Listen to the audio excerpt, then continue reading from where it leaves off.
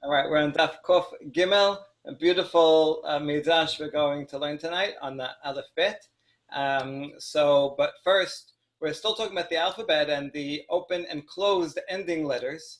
What we saw is that if you go to the Midbar regarding the holiday of Sukkot, and you have 7 days of different korbanot, and on each day it says it ends in a different way. So we have here Veniskehem, and which is unusual, has a mem, and then usually it ends Veniska, and here Veniskehem again. So that's a mem here, but otherwise it's usually Veniska, Veniska, Veniska. Unsache has an extra yud, otherwise it would be Veniska. So we had an extra mem there. Here's an extra yud, and here it adds a word kemishpatam. It ends Veniska here, but it adds, instead of usually kemishpat, it ends kemishpatam. So we remove each of those extra letters from each of the days and get mem yud mem, and we get the spelling mayim. So that was the reference here in this midrash.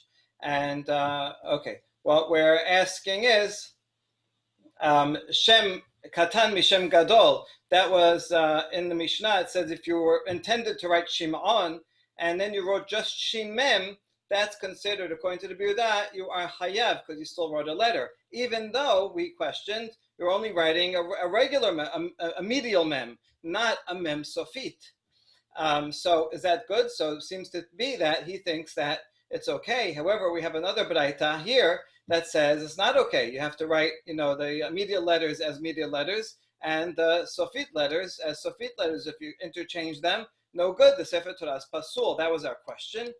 And so our answer was the mem yud mem. What did we learn from that? Well, the Biudah ben Betera here seems to be implying that it should have been written with a medial mem, with this first niskehem to spell mayim.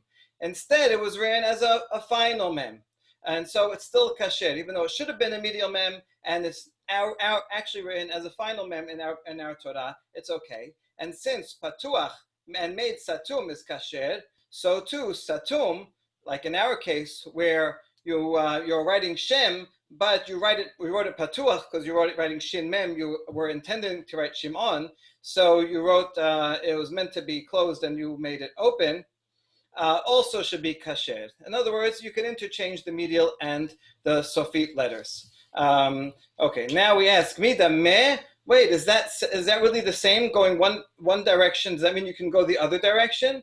Patuach v'asa'o satum aluye kama'alele. If it was meant to be a medial letter and you made it a closed letter and an ending letter, then you're raising the level to a higher state of Kiddusha. So in that way, it's allowed. That's why you could do the Mem Yud Mem. Why is it a higher level? The Marav Chisda, Mem Samech, Shebaluchot Benes Hayu Omdin. In the Luchot Habrit, it says, Mizeh u'mizeh hem ketubim. The pshat of that is that it's double-sided, right? Mizeh u'mizeh. It was written on one side, and then they ran out of room, and then the text continues on the other side. But the Midrash says it was written see-through, right? It was like a stencil that went all the way through. So that's okay for most letters, but mem sofit, and samech, since they are round O's, the middle part would be floating, and so that is a miracle. Because a miracle happened for the mem sofit, so that letter is a higher status. And so therefore, if you change from a medial mem to an ending mem, you're going to a higher status, so it's still okay. However, satum v'asato patuach garoa kamigaratle. But on the other way around, you're going down a level. And what way is it down a level? Besides that it wasn't miraculous, it's something else. Menatzpach sofim amarom. Menatzpach are the 5 letters that have a different ending form. And so it says that the Sofim, the Nevi'im, are the ones that instituted the fact that you should have these ending letters different from the medial letters. So they're taking for granted that the ending letters were the original form, and the prophets introduced the medial letters. So since the medial letters are merely from the prophets, from the Nevi'im and are not original to the original Sefer Torah. Therefore, they're on a lower level. And so if you change from the ending to medial letters, you're going down a level. Okay, so this is interesting in a lot of ways. Number one, the entire alphabet that we use today, Ketav Ashurit, is not the original alphabet of the Luchot, which was Ketav Ivri. And Ketav Ivri, the shapes of letters are different. The mem would not be a problem. There's no medial or final forms of letters, and it wouldn't be the mem because mem just looks like a wave. But rather it would be the ayin, which is an I, which is a round circle that looks like an O, and that's the one that would be floating. If you follow that midrash about the miracle. And actually, the Talmud Yerushalmi says, according to Ketav Ivri, it's the ayin that's floating. Okay, so that's an interesting thing about the letters. One more thing that's super interesting is that if you look at the Dead Sea Scrolls, you'll see that they sometimes use ending letters in the middle of words. This is the halachic letter called Miksat Maaseh HaTorah. And this is the spelling that's in it exactly. They spell Shemona with a mem sofit in the middle. They spell Shemona here again with a mem sofit. They spell Shemen with a mem sofit and then a nun sofit. See, so they do have sofit letters and they do put them on the ends of words. Here's a mem at the end of a word, right? But they also put mem here. There's one even in the beginning of a word when it says me'ot. Spells a mem sofit in the beginning of a word. So you see that during the second Bet HaMikdash, the writers of the Dead Sea Scrolls did not distinguish medial and final forms. There was like two ways to write a mem, and you can write an ending form even in the middle. And perhaps that suggests that, in fact, as the Talmud says here, it's the ending form that's the original one, and the medial form that does come later here, as this says. Okay. In any case, we just made a question here. It says I can't prove from the mem yud mem midrash that you can interchange letters both ways, and so I still have a problem with the writing shimon. Right? If I write shin mem without a mem sofit, then it should not be good because I'm making it going down a level. Right, it's going down a level. Now, hold on. It's going down a level because the prophets made it. We have a principle that Moshe said, these are the mitzvot. In other words, Moshe is the only legislator. He's the final legislator. No Navi, as great as any other Navi besides Moshe is, cannot legislate new laws. They can say lots of other things, but not be legislators. And so if you're going to say that the Nevi'im introduced these ending letters and it's a halacha l'maaseh, you have to use them in a Sefer Torah Rasas Pasul, well then they're adding a new law, so they can't be.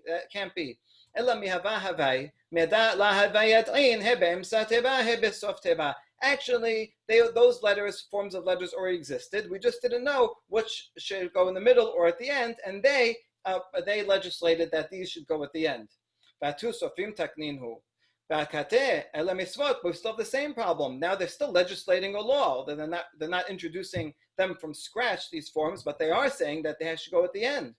Same question.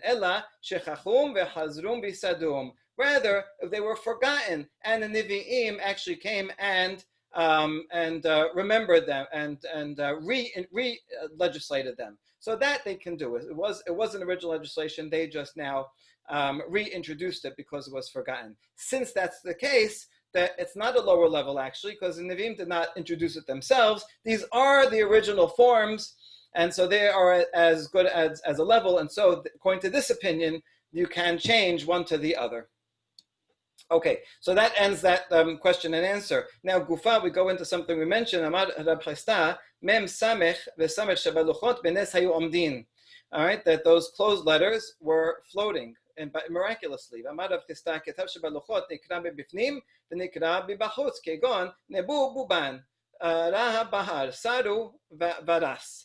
And Rav Chista explained that they could be read from front and back. In the back, it would be mirror image. So if it was written Nebub, on the back, it would look like Buban. Okay, so it's just explaining more about how that worked. Amri le Rabbanan Rabbi Yoshua ben Levi. Anyway, the point of that is that it's not even greater miracle you could imagine that you could actually read it from both sides. Right, the back side would be illegible unless you're used to reading in mirror image form.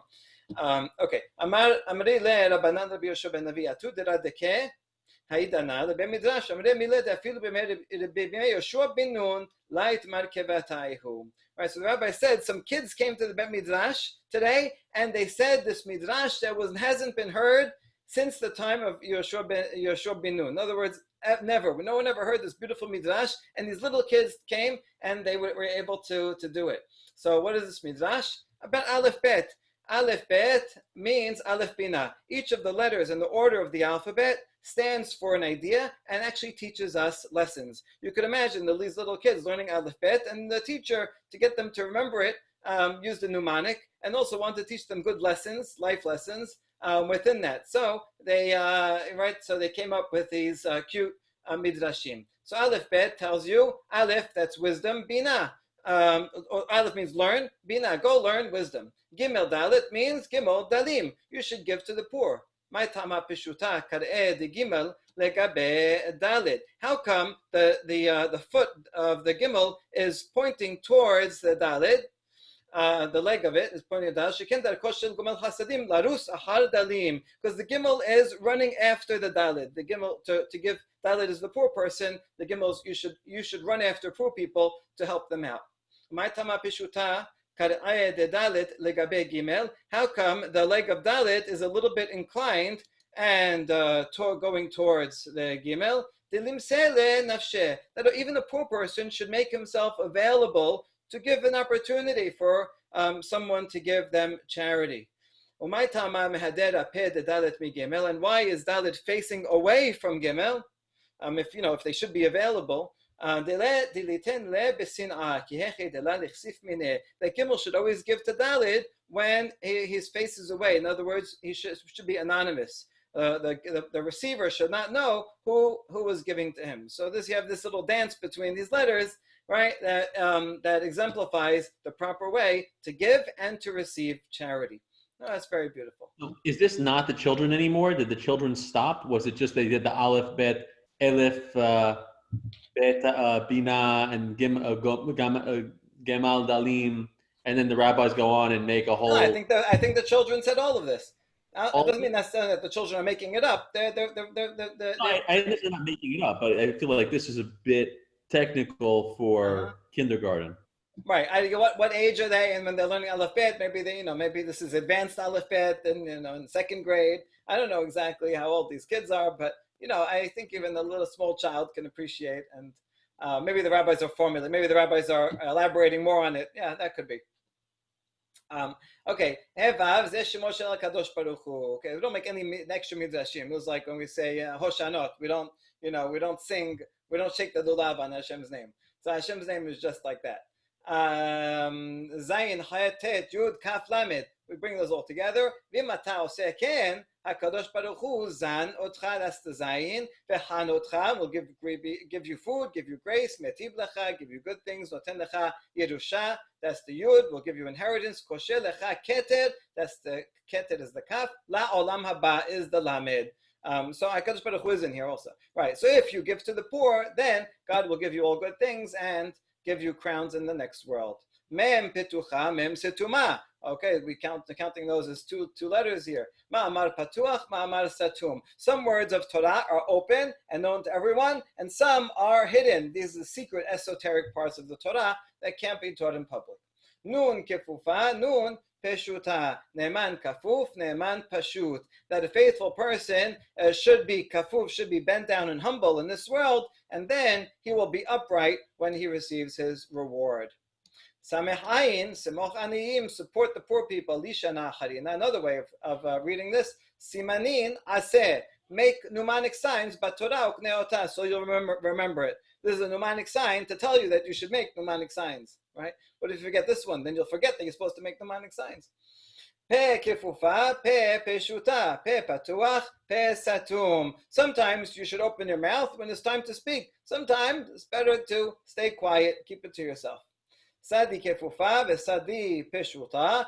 Sadik kafuf v'sadik pashut. A righteous person should be humble and bent over, and then he'll be rewarded and be straight. Haynu ne'eman kafuf ne'eman pashut. Wait, we said this already. We said the same thing with the faithful guy. הוסיף לך כתוב כפיפה על כפיפתו. מכאן שניתנה התורה בנוד ראש. It teaches you how humble you have to be, double humble. That's how a sense of awe and humility one should have in order to be faithful and righteous. So this again feels like it's not the children. The rabbis are asking on the children's lesson. Well, the Stamaim are asking about the right, about the repetition. Now, it's becoming, have to say, significant. Every letter should have a different lesson. All right, Kof, Kadosh, Resh, Rasha. So why does Kof turn its face away from Resh? Now, actually, I don't know. Do you think the Kof is facing this way? Is this its face? Not really. Usually you think the Kof is facing this way, right? So this seems to be a euphemistic way of speaking, not to speak of God in a derogatory way. Really, it's the Resh that's for turning away from HaKadosh Baruch Hu. We don't want to say it that way. So the Rasha is turning away from the Kadosh Baruch Hu. Amar HaKadosh Baruch Hu, en ani yachol listakel barasha. Or in other words, really, the Rasha is not paying attention to God. He's ignoring God. If you notice, the Kof is one of the letters that has a crown. Several letters have crowns. Sha'atnez Gats. All those letters have crowns. So why does it have a crown that's towards the Resh?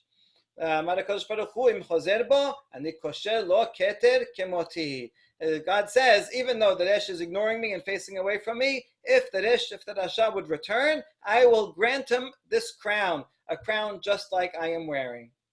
And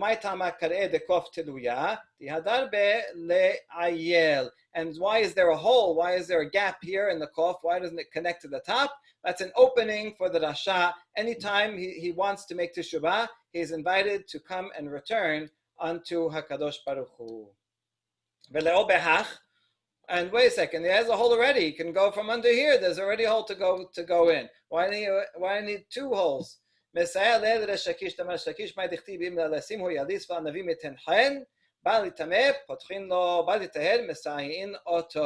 Shakish derives from this pasuk in Mishle, laletzim, to cynical people, God is cynical. Anavim, to those who are humble, yiten chen, he gives grace. In other words, he helps them out. If someone just makes a little bit of effort to do something good, God will help him double. And so therefore, there's two openings so that Rasha is more than invited, more than welcome, if they should just show some inclination to repent.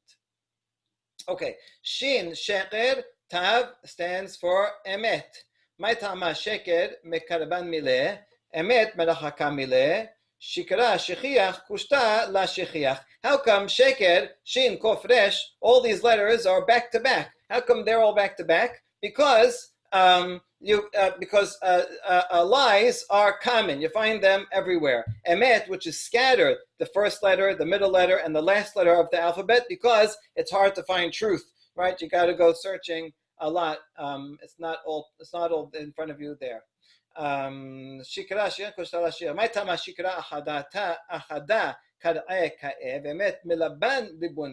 come all the letters of Sheker are pointy on the bottom? Pointy Shin, pointy Kof, and pointy Resh here. The Shin, this is Ashkenaz Shin. The Sephardi Shin is a little extra. Sephardi Shin looks more like a printed Shin here. But even that one is on the slope and is somewhat pointy. How come this is pointy? And the words of Emet all have solid bases, two legs. Because Kushta Ka'eh, Shikra La Ka'eh, truth stands firm, and falsehood is always on shaky grounds. It's always going to fall apart and fall down. Great one. That's beautiful. At Bash. Okay, so we finished the Aleph to Taf in order, but now we're going to make another midrash in a different way. Instead of going in order, we're going to connect the first and last letters, Aleph and Taf, the second, Bet, and second to last letters, third, and then third to last, and so on. So, Atbash stands for Oti Ti'eb et Avelo. God says, if someone hates me, should I like them? Should I desire them? Oti Ta'eb et Ave Ta'ev et Avelo. Okay, not all the letters are accounted for here, but that's Oti Ta'ev et Avelo. Bet Bash Bi Lo Hashak Shemi yachol alav. That's what the bet shin is. B, if someone does not desire me, will my name be upon him? No. Gimel resh gufot timeh arachem alav. If someone defiles their own body by sinning, should I have mercy on them? Dak daltotay na'al kamnotav lo agadeya. If someone locks my doors, doesn't approach God, should I not cut off his horns? Adkan midat reshaim. Okay, so those 6 letters are describing reshaim. It doesn't go on because the next letters would be Hevav, and Hevav stands for God, and so God's name does not want to be included in the list describing reshaim. But when he start again, Aval midat tzadikim, we can interpret all these letters for good. Atbash, im ata bosh, right? That's im, ata, aleph, ta is ata, bosh. If you are shameful and humble, gardak, ata ose ken gur bedok.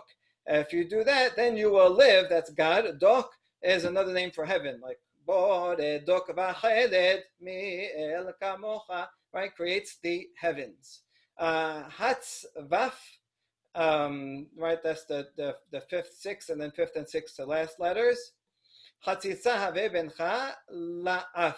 You will make a separation between you and God's, or you. If you make a separation between yourself and anger, in other words, you don't get angry, then zahas tan and atam is dazeya min hasatan. You won't have to worry from the evil spirit, evil the adversary. Yam kal amar sar shel gehinam b'fnei Kadosh Baruch Hu lebona shel olam layam kol. So even within the alphabet of Tzadikim, there is some tension here. The minister of Gehinam comes in and says, "What is everybody going to go? Can you please send everyone to the sea to which all go? In other words, please send everybody to Gehinam." Amar Kadosh Baruch Hu achas bata. Okay, here now we we finished the alphabet, but it's in the middle of the conversation. So we're starting again, and this time we're taking we're splitting the alphabet. Alphabet has 22 letters. We're splitting it into 3. The first 3 sets of 7. So the first letter, the 8th letter, and the 15th letter, right, is ahas, and then the second, the 9th, and the 16th letter, and so on. Chas beta gif. Ani chas alehem mipnei sheba'atu begif. God says, I'm going to have mercy on the righteous people because they spurned gif, adultery. Dekatz dakimhem kenimhem besadikimhem. And they are lowly, they are sincere, they are righteous. Halak en lecha chelik bahen. So chelik, it's interpreting the he as if it was a het. To do the he and het interchange. They look alike, they also sound alike if you don't pronounce a het well. And in Eretz Yisrael, they seems to have not done that. Menecha behen umarzan shat amer genem lefanav ribono shel olam mari zaneni mizaro shel shet. So God said, you're not getting the righteous people, but Gehinam came back and said, please give me some of the descendants of Shet. Shet, the 3rd child of Adam, who is the forefather of Noah, so therefore the forefather of everybody, including the Jewish people and everybody else. So he says, I need some more people down here in Gehinam. God says, Al Bam. Okay, now we finished the alphabet that way, but the conversation is not over. So we got to find another way to adjust it. And so here we're taking Aleph, the first letter, and splitting the alphabet in half. So the first letter and the 13th letter. Then the second letter and the 14th letter, and so on. Al Bam Gan Das. Lechan olichem legan hadas. God says, I'm going to, not them, you can't take them, right, to Gehinam. I'm going to bring them to Gan Eden. Ha vaf amar Gehinam lefnei Kadosh Baruch Hu ribono shel olam ayef anochi. And he says, I'm so tired. I need more sustenance. I need more people down here in Gehinam. Zatz hak halalu zar'o shel Yitzchak. Zatz zera sahak. That's Yitzchak. Oh, these are the children of Yitzchak. They have merit. Tar yesh kat. Tar means weight, Yeshli kitot shel goyim shani noten lecha. God said, just wait. You can't have the Jewish people; they're righteous people, but there's other nations who are evil, and you'll be able to get those people. And so, with that, we finished yet the other round of Aleph to Taf, and we finished the conversation too. And so, how much of this is from the children, and how much of the rabbis adding? That's a good question, but they are really find the omni-significance in every letter, the shapes of the letters, the order of the letters, and you see how much they just love the Hebrew language in all its aspects. Okay, so that concludes that Mishnah, and now we continue with the next Mishnah, back to the laws of writing on Shabbat. HaKotev shetei otiyot behelem echad hayab. If in one period of forgetfulness someone writes two letters, they have to bring a chatat if they did it by mistake. Katab b'dio, besam, besikra, bekomos, bekankantom, bechol davar shu roshem. If he writes with any of these substances that are permanent markers, that's chayav. Al shene kotle zaviyot. If he writes on two walls of a house, but at the corner, so that the letters are next to each other, even though they're two different walls, you can read them together. Al shene levache pinkas. If he writes a pinkas comes from Greek. Pinax is a wax writing tablet, which you could erase and then rewrite. Students would use it, or merchants use it to write up things, calculations. So if he writes on two sections of the pinax, two different letters, but they're close enough that they can be read together, and they're read together, hayab, all those cases are hayab, even though that's not the usual on the leather right next to each other, but they're near enough.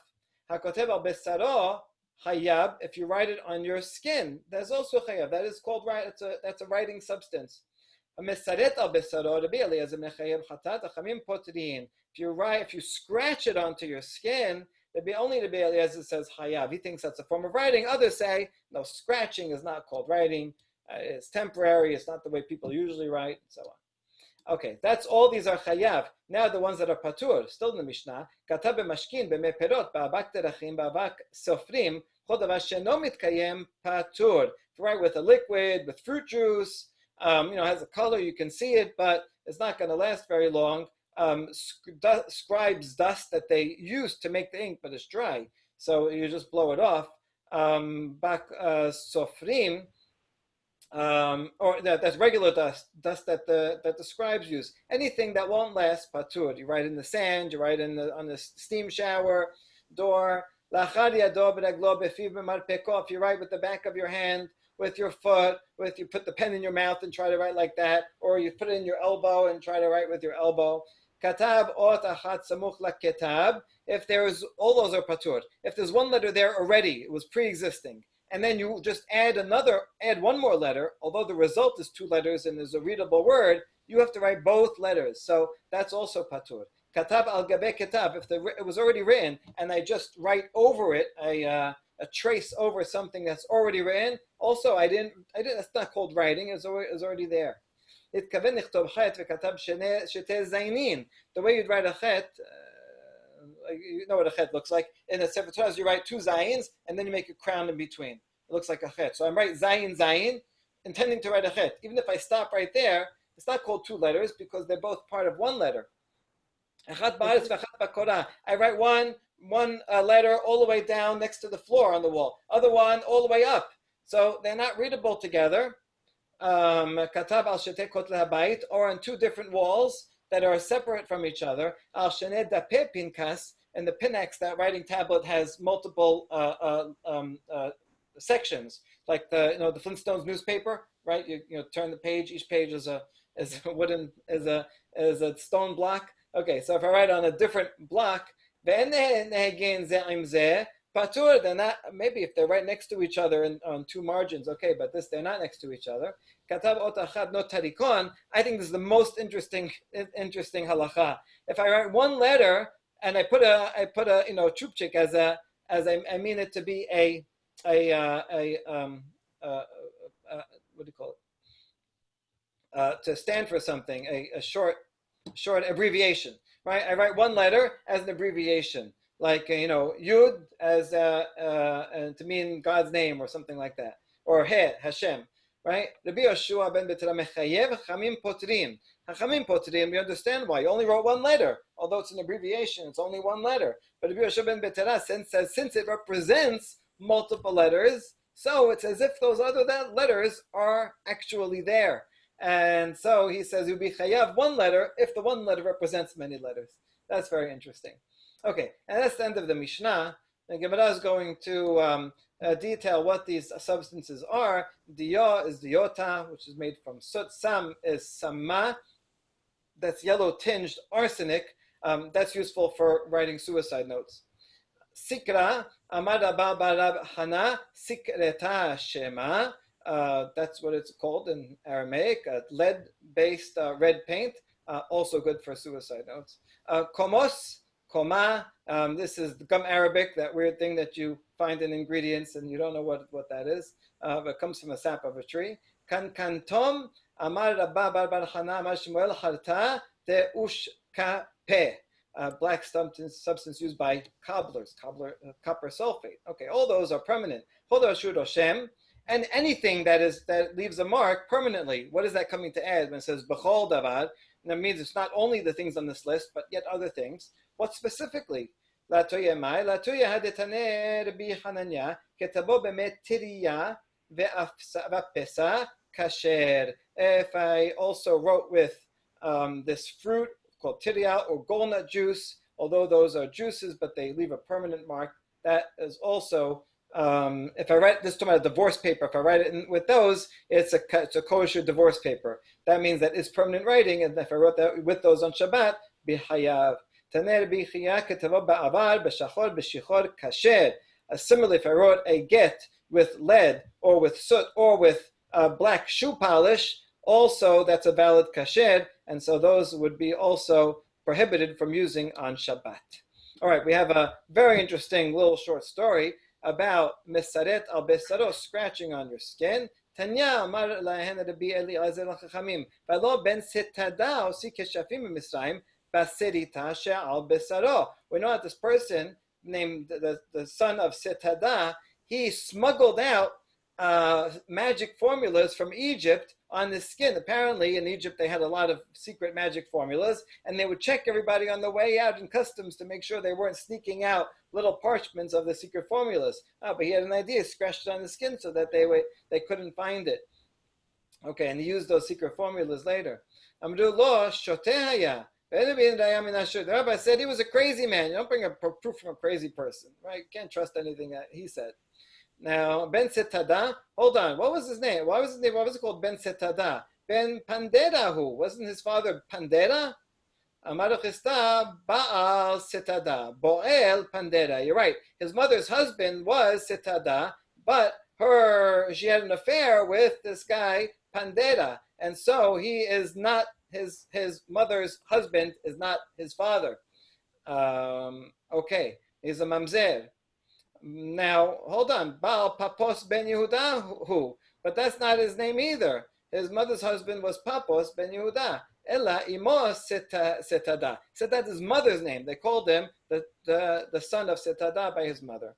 But that's also not her name. Isn't her name was Miriam Megadela Se'ad Neshayava. His mother was the woman who was the hairdresser. Rather, setada is a symbolic name. It means she strayed from her husband. Setat da. So it's still, anyway, getting the point of before that she committed adultery, and this child is a mamzer. Okay, it doesn't say here explicitly, but there's many commentaries who think that this Ben Setada was none other than Yeshu. And the hint to that is this Mary Magdalene, right? Magdalene actually comes from the place called Magdala, but there's a midrash on it that she's the hairdresser. And this was, she was a woman in the Christian Bible who follows Yeshu around. So anyway, there's some connections here with Yeshu, and this paragraph was actually excised by Christian censors, or by Jews who were afraid of Christian censors. So you see that it was interpreted by many to refer to Yeshu. Okay, anyway, he's brought here because he scratched on his skin, but they're therefore proving that that is a form of writing, but he was a crazy person, and therefore that's no proof. Okay, next part. Katav ot achat samuch laketab.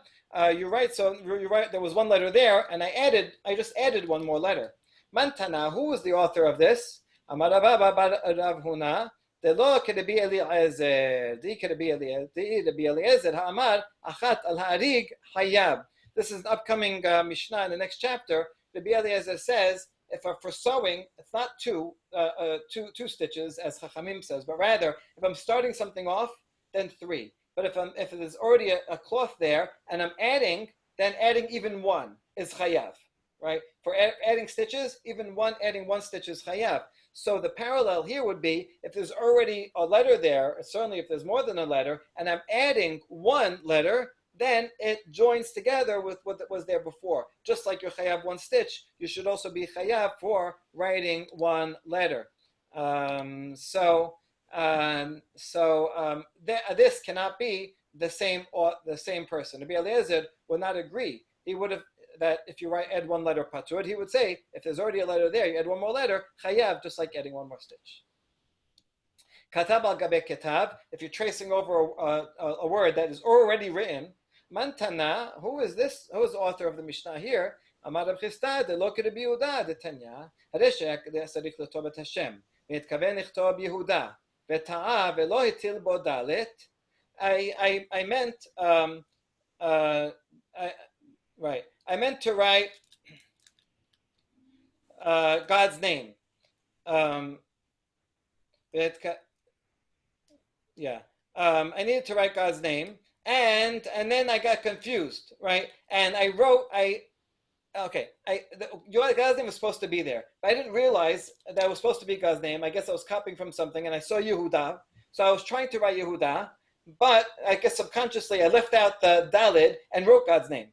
Okay, so the situation here is I wrote God's name Yud Ke Vav Ke, but thinking I was writing Yehuda, so I didn't have the proper intention. When the scribe writes God's name, he has to have intention that he's writing God's name. And here I wrote God's name, but had intention to write Yehuda. So what do?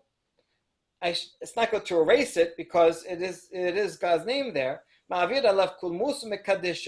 retrace it. I write on top of the ink God's name again, and I have in mind that this is for Kiddusha. This is for God's name. That's what Yehuda says. So you learn from that tracing on top of something already written is considered writing.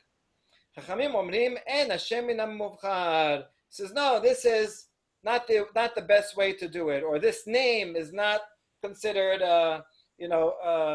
something good or something like that. Anyway, he's disagreeing and saying that that's not called writing, and so therefore our Tana that says writing on top of writing is not considered writing would be like Rabbanan and not like Rabbi Yehuda.